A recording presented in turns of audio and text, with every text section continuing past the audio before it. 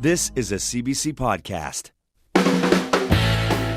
Hi there, I'm Jian Gomeshi, inviting you to enter the world of arts, cultural affairs, and entertainment with Q's video podcast. Feature interviews with the people and personalities shaping, captivating, and challenging culture, delivered to your mobile device 3 times a week. Visit cbc.ca/Q to subscribe to the Q video podcast and watch what we're doing.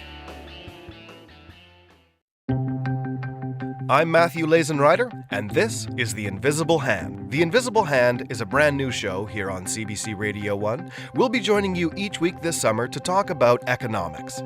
18th century Scottish philosopher Adam Smith described how individuals, working purely in their own self-interest, can end up helping the people around them as well.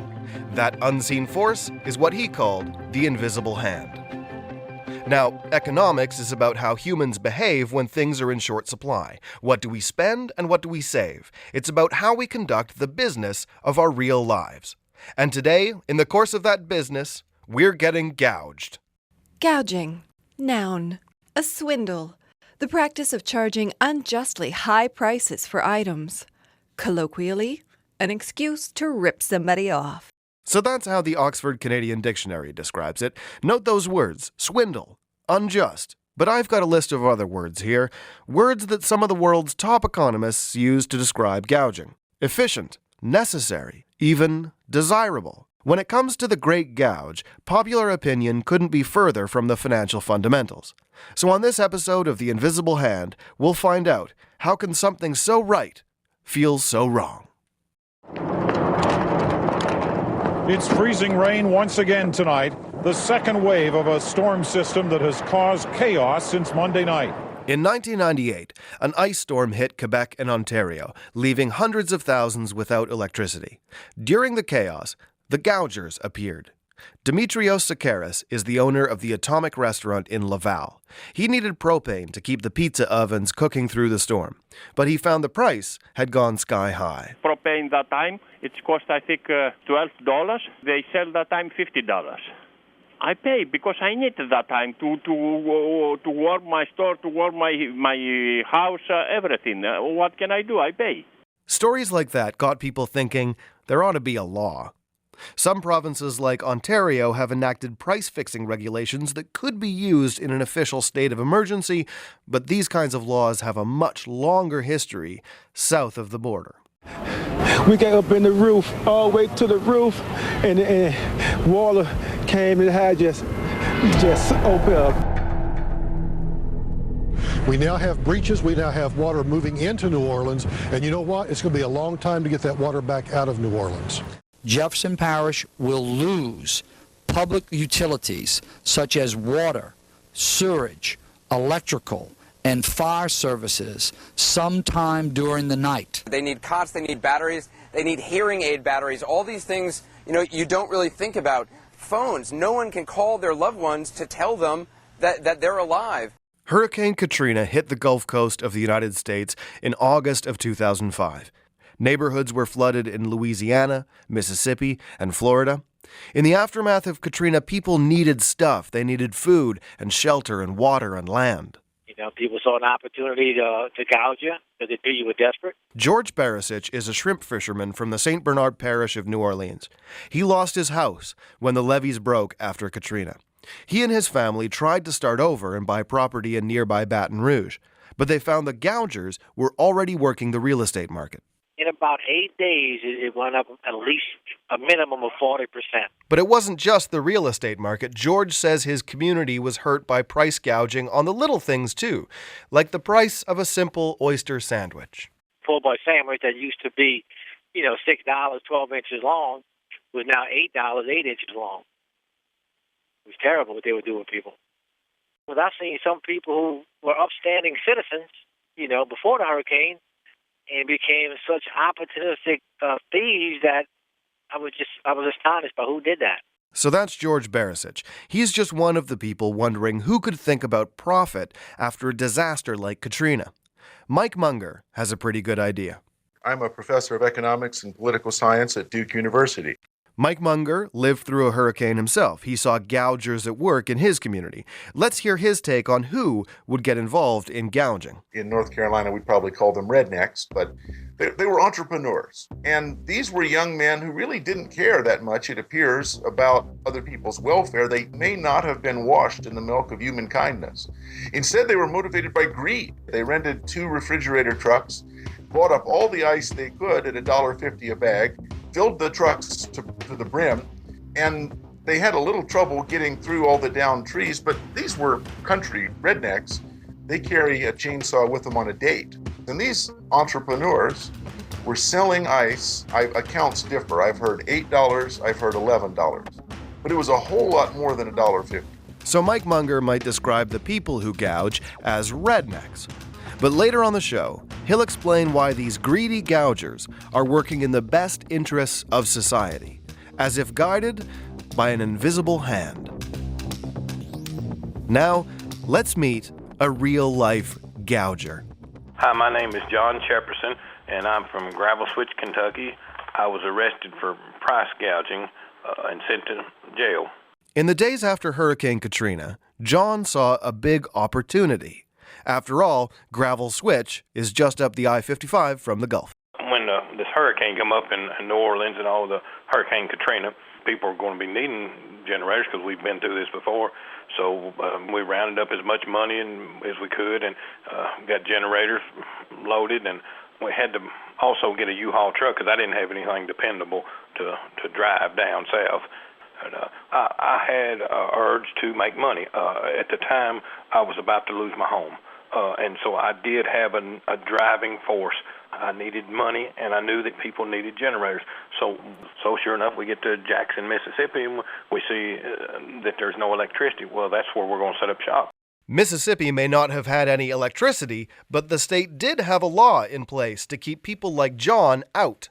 So we pulled into a shopping mall, a Home Depot, I believe, shopping mall, several different shops. These stores, too, were out, the Home Depots and Lowe's, all the bigger stores were out. Well, we have a U-Haul, and in the back it's a box-type truck, and so we raised the door. It's got a big overhead door. We raised it up. Well, within a few minutes, people started asking, how much are they? Well, we ended up going with double is what we want. Whatever I give from off the shelf price, then I charged double. I said, just make it straight up. Well, there was a policeman. He came over to where the U-Haul was, and he has a radio. Well, he looks at it. He says, he radios back in. He says, yeah, they're legit. So we go on, sitting there in the back of the trailer, we're going to sell, and this police officer is waiting around. I said, can we go ahead and sell? He said, well, just wait a minute. Don't sell anything yet. Just wait. So this other police officer came over, and he peeks his head around the side. He said, yeah, they're definitely price gouging.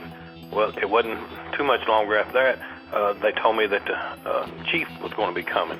And I said, well, good, we'll get this thing straightened out. And while I was waiting for this chief to come, the cop, he took me around to the side. And this is he said, she said stuff. So, but he said, he took me around the side. He said, come here, man. He said, best thing to do to you would be put a bullet in the back of your head. I said, well, what?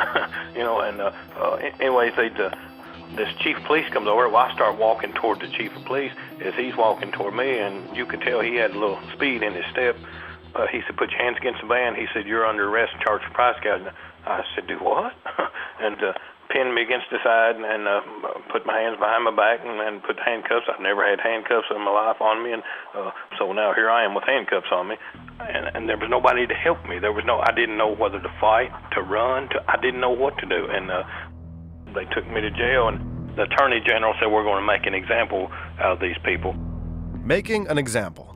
That's exactly what anti-gouging laws like the one in Mississippi are designed to do. It's Meredith Aldridge, and I'm Executive Counsel at the Mississippi Attorney General's Office. The law has 2 goals. 1, to name and shame gougers, and 2, to send a clear message to the rest of the world. Do not come to our state to try and make a profit after a disaster. It is meant to be a deterrent, and what we try to do is get the word out to the public and get the word out to the merchants. Be on the lookout for this. Be aware that we will be coming after you if, in fact, you do violate these laws.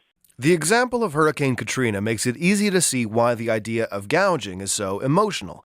But economists, when they see price gouging, they don't see emotion.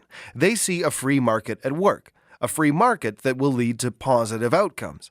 So we decided to try a little experiment. Could we look past the emotion to see what those economists see? Here at The Invisible Hand, we have a human laboratory, a bunch of CBC listener lab rats who volunteer their time to help us explore economic concepts. We begin by asking our lab rats for their thoughts on price gouging, especially after a disaster. For example, a hurricane comes through, everyone's power goes out, people need ice to keep things cold. Is it okay for the only ice seller in town to jack up the price of ice from, say, $1 to $9 a bag? They're a horrible person because they are specifically preying on people who are in a very desperate situation. When you really need it, you feel like all of a sudden it's immoral that this person, it's more expensive than you're willing to pay. It's not fair, but again, capitalism isn't fair. Life isn't fair. Stage one of the experiment, as we thought, there's consensus that it's unfair for the ice seller to up the price after a disaster. In a few minutes, you'll hear how our experiment changed how our listener lab rats think about price gouging. You'll even hear them cheering for an ice seller making 9 times the usual profit. You're listening to The Invisible Hand here on CBC Radio 1 and across North America on Sirius 159. Follow us on Twitter at CBC The Hand. Now let's get back to our discussion about price gouging. We're trying to figure out why economists say gouging can lead to any kind of greater good. Economists always like to talk about gouging after disasters because it's the extreme example. Life or death, lots of emotion, low supply, high demand.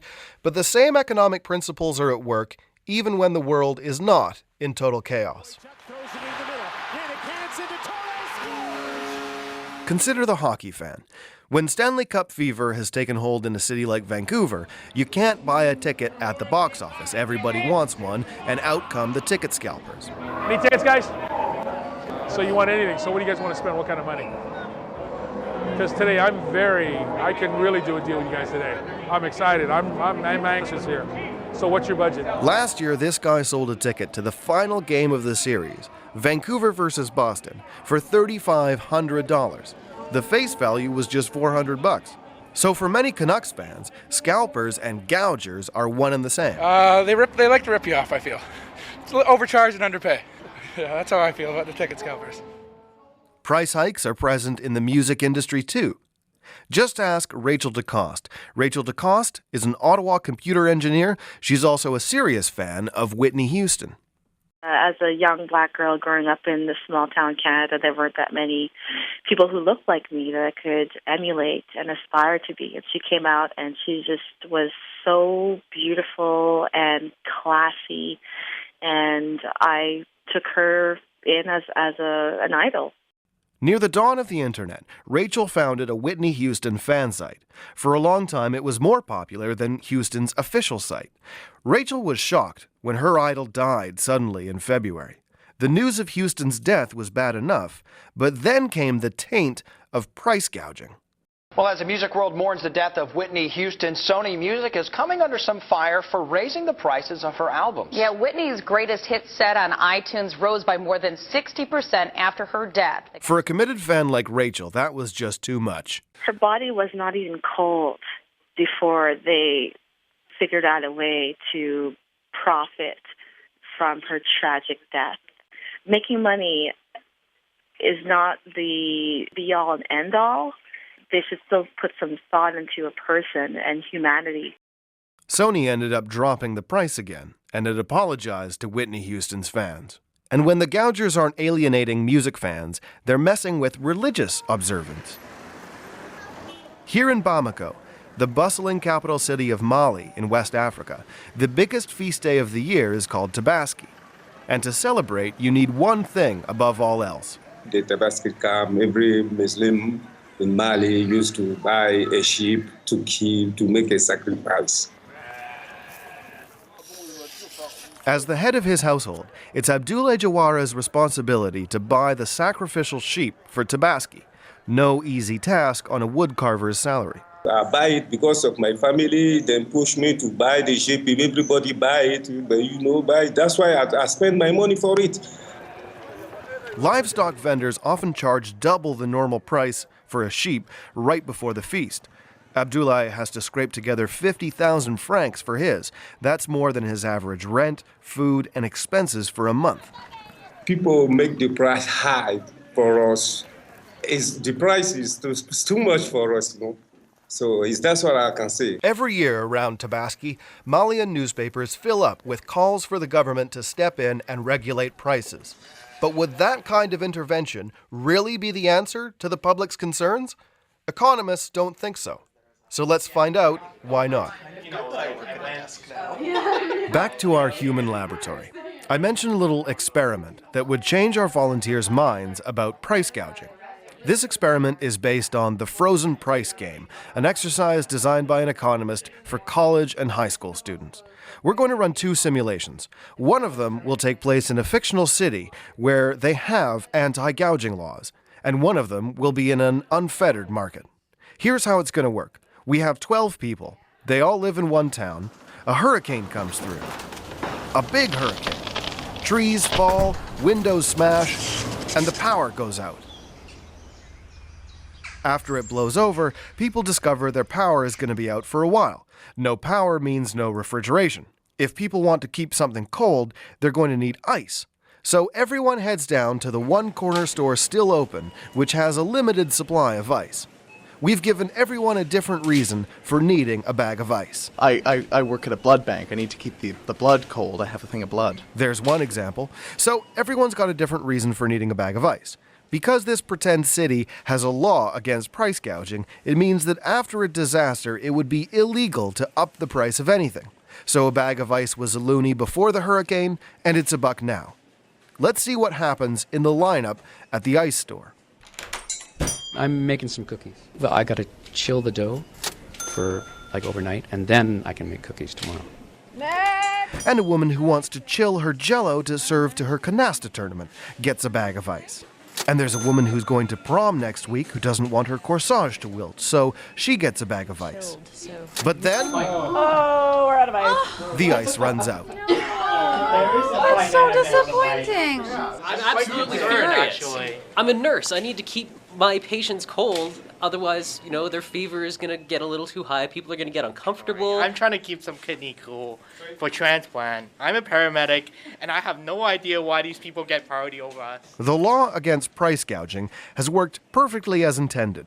No one got gouged, no one got ripped off. First come, first served. 3 customers got ice: the cookie baker, the prom queen, and the canasta player. Now, let's play round 2, but let's change the rules. Just like that, we're going to take away the anti-gouging laws.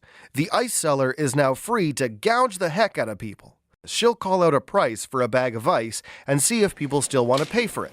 If the price gets too high, people will leave the lineup. Here we go. Sir, can I help you out with a nice $4 bag of ice? Are you sure it's $4? It is absolutely. Is that the best you can do? $4. Oh, thank you. I'll just go. Remember that buyer? He got a bag of ice last time. But now that it's $4, he's got better things to do with his money. $6. Would you like to buy a $6 bag of ice, ma'am? It was $1 last year. Why is it? And the woman who got a bag of ice for her canasta tournament, she didn't want to spend $6, so she leaves the store. No, I can't afford that. In fact, at $6, most people have left the lineup. They have other things they'd rather do with their money than buy a $6 bag of ice. Guess what? The price of a bag of ice is now $9. Now there are only 3 people left in the store. They're all willing to spend $9 on a bag of ice. $9, sir. And as we learned last time, the seller only has 3 bags of ice anyway, so it's time to make a deal. I'd spend $9 on a bag of ice. I'd spend more than $9 on a bag of ice. Oh! I have to keep the blood cold. I have to keep it cold. I work at a blood bank. It's a bit steep, but yeah, I'm going to have to take it. I'm going to be using it to keep feverish patients cool. Would you like a $9 bag of ice? Absolutely, I'll take it. I am a paramedic. I'm trying to keep some kidney cool for transplant, so $9 is good with me. So this time, instead of a prom queen and a cookie baker and a canasta player, the people who were willing to pay a premium got the bags of ice. This time around, it was the blood bank, the organ transplant paramedic, and the nurse with the feverish patients. If you were to run the frozen price game 100 times, the majority of the results would mirror the ones we got in our human lab. It's true that in the free market example, you might see the rich guy who wants to chill champagne on his yacht get a bag of ice once in a while, but when laws are in place to stop price gouging, the only thing that determines who gets the ice is who is first in line. So one of the things that gouging does is to help distribute scarce goods to the people who value them the most. We asked our lab rats which outcome was better. Round 1, the pretend city where gouging was against the law.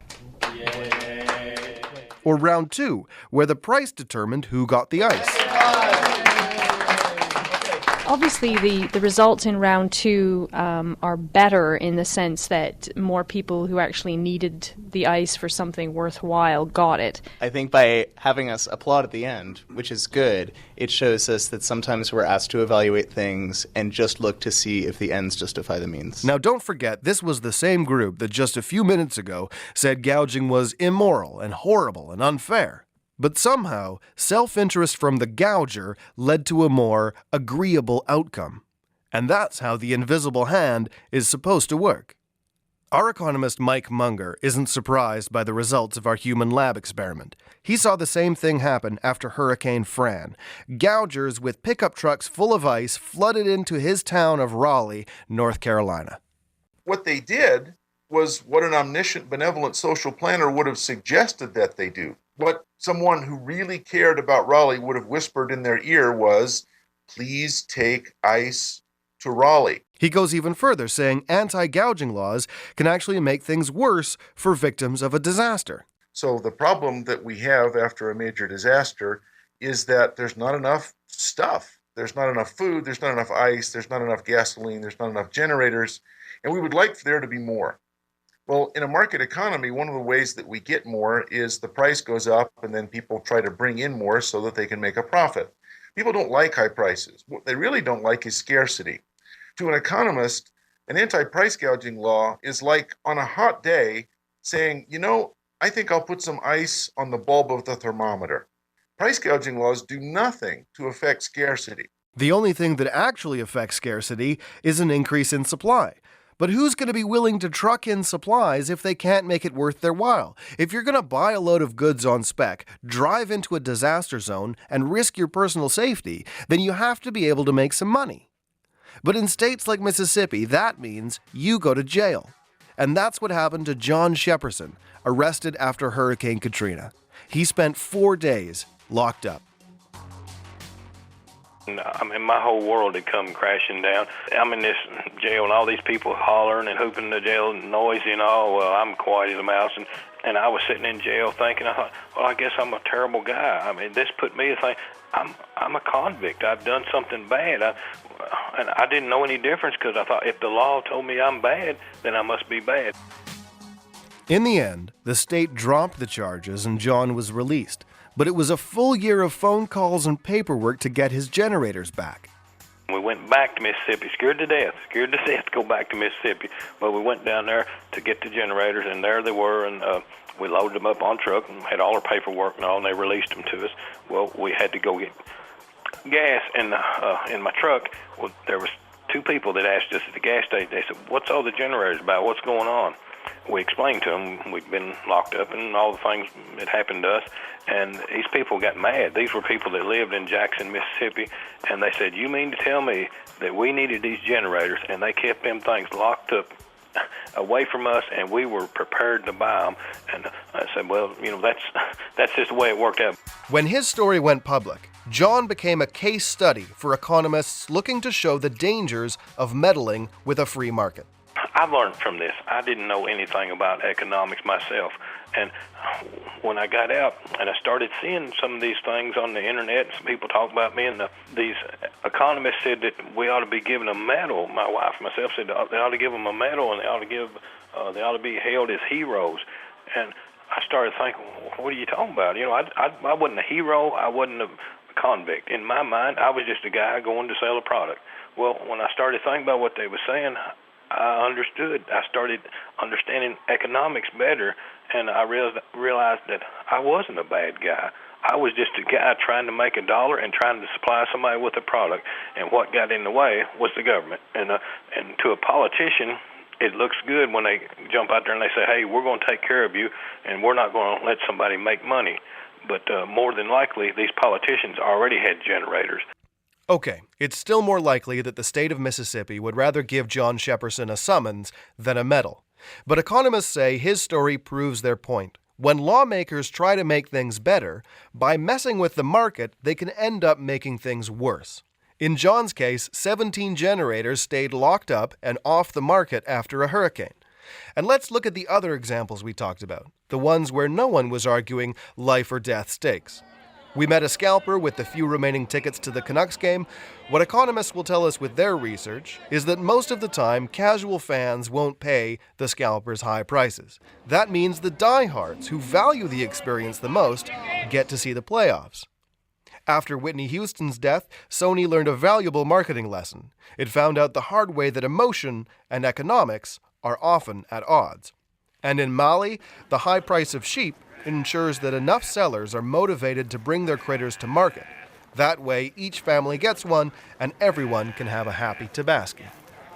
And then there was our lab experiment, a room full of kind-hearted volunteers who hated the idea of price gouging after a disaster. They wanted the most needy people to get a hold of the life-saving supplies. But imagine their surprise when the wrong method got them the right results. And that's the way the invisible hand of economics works. You can check out more about gouging and download a podcast of this episode at our webpage, cbc.ca/theinvisiblehand. Our email address is invisiblehand@cbc.ca. And for updates throughout the week, follow us on Twitter @CBCTheHand. Our show producer is Jeff Turner. Our economic consultant is Stephen Gordon. Our senior producer is Karen Burgess. We'll be back next week here on CBC Radio 1 and around North America on Sirius 159. We'll be talking about how profit became a four-letter word and why economists say returns get a bad rap. I'm Matthew Lazenrider. Hope you'll save some time to spend with us next week.